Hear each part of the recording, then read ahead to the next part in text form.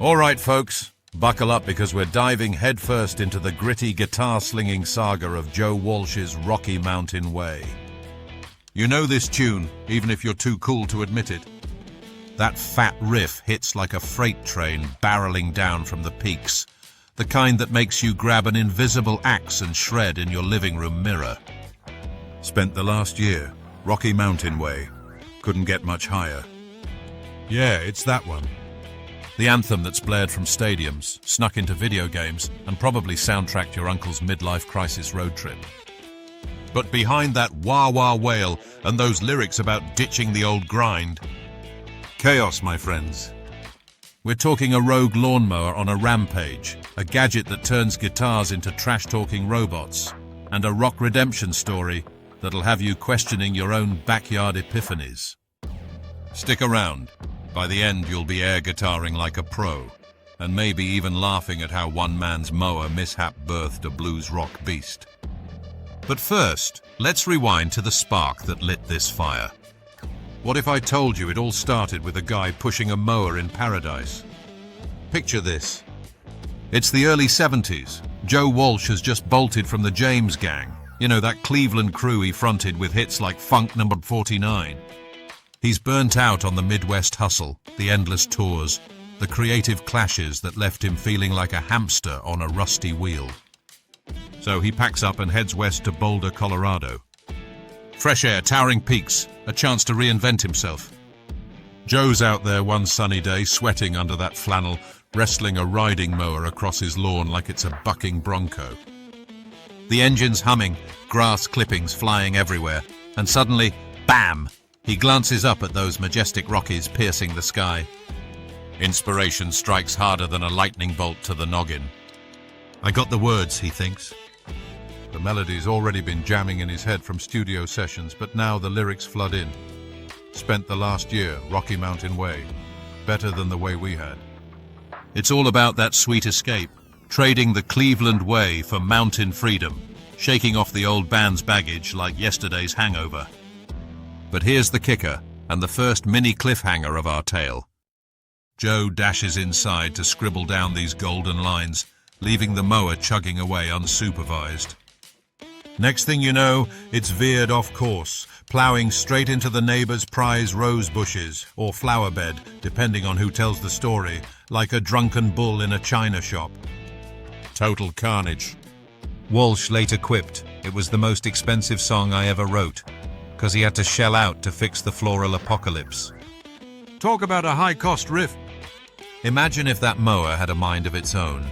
Screw the grass, I'm going for the geraniums. What if Joe never chased that muse? Would we be stuck with lawnmower lament instead? Nah, but seriously, this absurd what-if scenario underscores the genius. Walsh turns a domestic disaster into a metaphor for breaking free. Those lyrics, pure liberation poetry. Out to pasture, think it's safe to say, time to open fire. Subtle nod to kicking back with some herbal inspiration, perhaps, but we'll keep it PG. Walsh was channeling that 70s vibe without diving into scandal. And that baseball bit? Bases are loaded and Casey's at bat. Straight homage to the old poem Casey at the Bat, where the mighty slugger strikes out. Here, it's Walsh swinging for the fences, saying goodbye to the pressure cooker of fame. But hold up, how does this backyard brainstorm become a studio slayer? That's where the shenanigans kick in. Fast forward to the recording sessions for what would become Walsh's second solo album. No, wait, technically it's under his band Barnstorm, but let's not split hairs. The album's called The Smoker You Drink, The Player You Get, which sounds like a riddle from a stoned philosopher or maybe just a cheeky wink at the rock lifestyle. Released in 1973 on ABC Dunhill, it's got that raw, eclectic edge, bluesy jams mixed with psychedelic flair. Walsh assembled a killer crew, drummer Joe Vitale, bassist Kenny Passarelli, and multi-instrumentalist Roque Grace. Wait, actually, the credits go to all 4 Barnstorm members for Rocky Mountain Way, because it was a group groove thing. They laid it down at the legendary Caribou Ranch in Nederland, Colorado. Picture this remote mountain studio, owned by producer Jim Guercio, where acts like Elton John and Chicago would later hole up. Snow-capped views, fresh powder, and zero distractions except maybe a moose wandering by. Perfect spot for crafting a tune about Rocky Mountain highs, pun absolutely intended, John Denver style, but with more distortion. Now the real magic, or should I say the robotic sorcery, comes with the talk box. Enter Bob Heil, audio wizard and ham radio guru, who invents this contraption that looks like a beer bong for guitars. Seriously, it's a tube you stick in your mouth, connected to speaker driver, letting the guitar talk through your vocal cords. Walsh had tinkered with a makeshift version using an 8-inch speaker and a funnel, Nashville steel guitar trick. But Heil amps it up into a high-powered beast. First big debut? Right here on Rocky Mountain Way. That wailing, vowel-mangling solo. It's like the guitar's gargling whiskey and spilling secrets. Sounds part robot, part alien abduction, pure 70s innovation. Walsh belts out those modulated moans, and bam, it's iconic. But imagine the studio sessions. Joe with a tube in his trap, puffing like a deranged scuba diver while the band cracks up. Hey, does this thing come with fries? Self-roasting aside, it was groundbreaking. Paved the way for Peter Frampton's Do You Feel Like We Do and beyond. No major drama in the release, but the album climbed to number 6 on the charts, proving Walsh could fly solo. Or with Barnstorm. Whatever. But wait, did this track stir up trouble? Hang tight for the rise to mythic status, where culture clashes and controversies brew. All right, let's crank up the volume on how Rocky Mountain Way clawed its way from a Colorado cut to cultural juggernaut.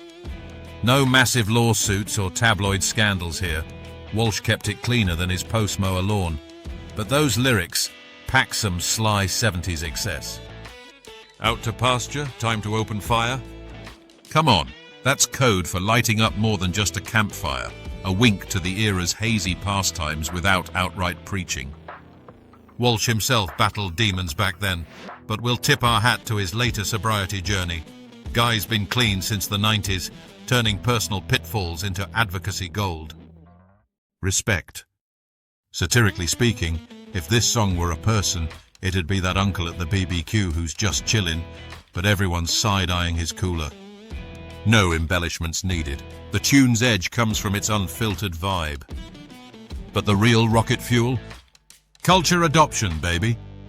Flash to the diamond. Thanks to that Casey's at bat line, nodding to Ernest Thayer's 1888 poem about a baseball hero who whiffs, the Colorado Rockies blasted this track after every home win since their 1993 debut. Picture Coors Field erupting, fans fist-pumping as that riff echoes off the mountains. It's become synonymous with victory, like a sonic home run. What if Casey actually connected? Would we have Rocky Mountain Homer instead? Absurd, but fun to ponder. Beyond sports, it's infiltrated screens big and small. Popped up in GTA 4 on Liberty Rock Radio. You know, blasting while you're joyriding through Liberty City, dodging cops. Feels fitting for a song about breaking free. Movies. Slid into the 40-year-old virgin, underscoring awkward hilarity. TV. Episodes of The Drew Carey Show and Live from Daryl's House with Daryl Hall jamming it live. Ripple effects? Endless. Covers galore. Godsmack cranked out a heavier version in 2012, turning it into a mosh pit monster, even tying it to Denver Broncos vibes for that Rocky Mountain sports synergy. It's like the song grew legs and wandered into every corner of pop culture, from video games to victory laps. But here's your mini cliffhanger. How does a 73 banger stay weirdly relevant? Legacy time, folks, where the weirdness endures. Fast forward through decades and Rocky Mountain Way ain't gathering dust. It's reinventing itself like Walsh himself. Post-Barnstorm, Joe joins the Eagles in '75, infusing their sound with his slide guitar swagger on hits like Hotel California. But this tune? It tags along, popping up in his solo sets and Eagles encores, that talkbox still squawking like it's got stories to tell. Live performances? Epic collabs. Picture Walsh trading licks with Brian May of Queen, two guitar gods riffing under the stars. Or jamming with Ringo Starr in his all-star band, where Beatles meets Barnstormer in a feel-good frenzy. Ringo on drums, Joe on axe, talk about a Fab Four reunion remix. And let's not forget Walsh's Sobriety arc. After years of rock and roll rodeo, he gets clean in '94, teams up with folks like Ringo for addiction awareness. Guys turned his open fire past into fuel for good, hosting benefit gigs and speaking out. Respectful nod to the genius who rose from the ashes, or should I say the clippings. What if Walsh never ditched that mower? Would we miss Eagles classics? Would the Rockies play elevator music after wins? Absurd scenario, Joe becomes a landscaping legend instead, mowing celebrity lawns while humming unfinished riffs. Walsh's weed whack away. Nah, thank the mountains we got the real deal. As a blues rock staple, it's endured, inspiring axemen from Slash to bedroom shredders. That fat riff? Timeless like denim and dive bars. It's the soundtrack to shaking off the mundane, embracing the wild. Whew, what a ride, huh? If this deep dive into the Joe Walsh Rocky Mountain Way story, song meaning talk box history, Colorado Rockies anthem and all, got you fired up, smash that like button. Subscribe for more rock lore that'll make you laugh and learn. Crank up the original, mow your lawn responsibly, and remember, life's better on the Rocky Mountain Way. Or as I'd pun it, don't get too high on your own supply, but do reach for those peaks. Peace out!